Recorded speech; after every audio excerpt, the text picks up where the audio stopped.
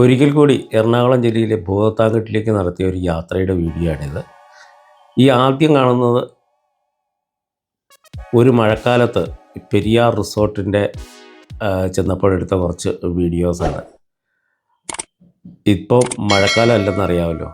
അപ്പോൾ ഇതുപോലെ വെള്ളം നിറഞ്ഞു കിടന്നിരുന്ന ഭൂതത്താൻകെട്ടാണ് മഴക്കാലത്ത് ചെന്ന് കഴിഞ്ഞാൽ നമ്മൾ കാണുന്നത്. ഇത്തവണ നമ്മൾ പോയത് ഈ സമയത്താണ്, ഒരു വേനൽക്കാലത്താണ്. അപ്പോൾ ഈ വള്ളമൊക്കെ ഒന്ന് ശ്രദ്ധിച്ചോളൂ. നമസ്കാരം, വിരാടം വിനോദം ദ 60+ യങ്സ്റ്ററിൻ്റെ പുതിയ കാഴ്ചകളിലേക്ക് സ്വാഗതം. അപ്പോൾ ഇത് പെരിയാർ റിസോർട്ടിൻ്റെ ഇപ്പോഴത്തെ കാഴ്ചകളാണ്. ഒന്ന് തലകറങ്ങി കണ്ടു നോക്കുക. ഭൂതത്താൻകെട്ട് ബാരേജിന് എത്തുന്നതിന് മുമ്പാണ് ഈ പെരിയാർ റിസോർട്ട്. ഈ പെരിയാർ റിസോർട്ടിൻ്റെ വീഡിയോ എടുക്കാനുള്ള കാരണം എന്ന് വെച്ചാൽ ഇത്രയും ബ്യൂട്ടിഫുള്ളായിട്ട് നമ്മുടെ ഭൂതത്താൻകെട്ട് ഡാമിൻ്റെ ക്യാച്ച്മെൻറ്റ് ഏരിയ കാണാനായിട്ട് പറ്റുന്ന ഒരു സ്ഥലമില്ല. അതുകൊണ്ടാണ് ഈ കാഴ്ചകൾ നിങ്ങളെ വീണ്ടും കാണിക്കുന്നത്. ഇത് പെരിയാർ റിസോർട്ടിൻ്റെ ഒരു സ്വിമ്മിംഗ് പൂളാണ്. മെയിൻ്റനൻസ് ഇല്ലാതെ കിടക്കുകയാണ്. നല്ല രസമുള്ള ഒരു ഭംഗിയുള്ളൊരു സ്വിമ്മിംഗ് പൂളാണ്. ഇതാണ് നമ്മൾ ഡാമിൻ്റെ കാഴ്ചകളിലേക്ക് പോകുന്നത്. ഡാമിൽ വെള്ളം തീരെ കുറവാണ്. വലിയ വള്ളങ്ങളും ഹൗസ് ബോട്ടൊക്കെ ഉള്ളതൊക്കെ ഇപ്പോൾ കരയിൽ കയറ്റി വച്ചിരിക്കുകയാണ്.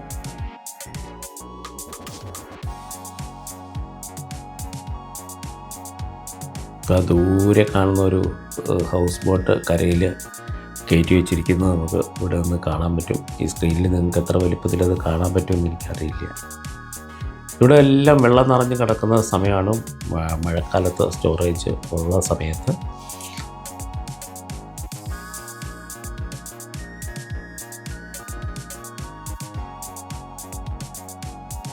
നമുക്ക് എന്ത് ഭംഗിയാണല്ലേ.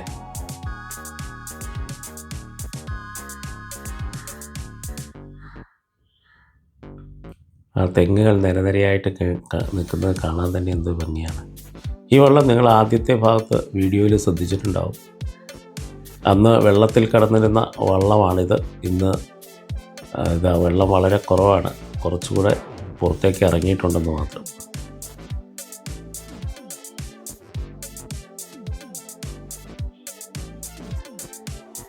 ശരിക്കും പറഞ്ഞാൽ വെള്ളം നിറഞ്ഞ് കിടക്കുന്ന സ്ഥലത്തൂടെയാണ് നമ്മളിപ്പോൾ നടക്കുന്നത്. ഈ വക്ക് വരെ വെള്ളം, ഈ മതിലിൻ്റെ തിട്ട് വരെ വെള്ളം നമുക്ക് കയറി വരുന്നതാണ്.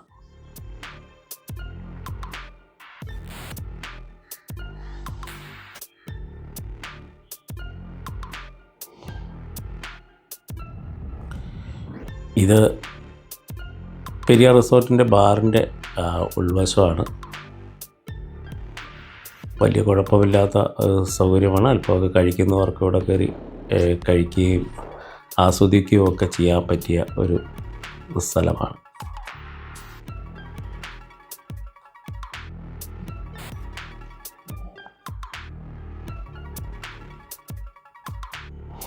ഇനി നമുക്ക് ബാരേജിലേക്ക് പോവാം. ഇതാണ് പുതിയ പാലം. ഭൂതത്താൻകെട്ടിൻ്റെ പുതിയ പാലം ഇതാണ്. താഴെ പെരിയാറിനെ ഹാർനസ് ചെയ്തിരിക്കുന്ന ബാരേജാണ് ഈ സൈഡിൽ കാണുന്നത്. പെരിയാറാണ് ഈ കാണുന്നത്.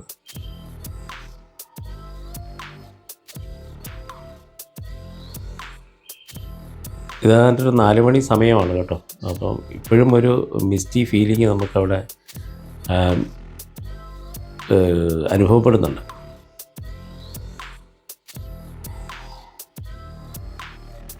ഭൂതത്താൻകെട്ടിൽ ഒരുപാട് കാഴ്ചകൾ കാണാനുണ്ട്. പ്രകൃതി കാണുക എന്ന് പറയുന്നത് ഒരു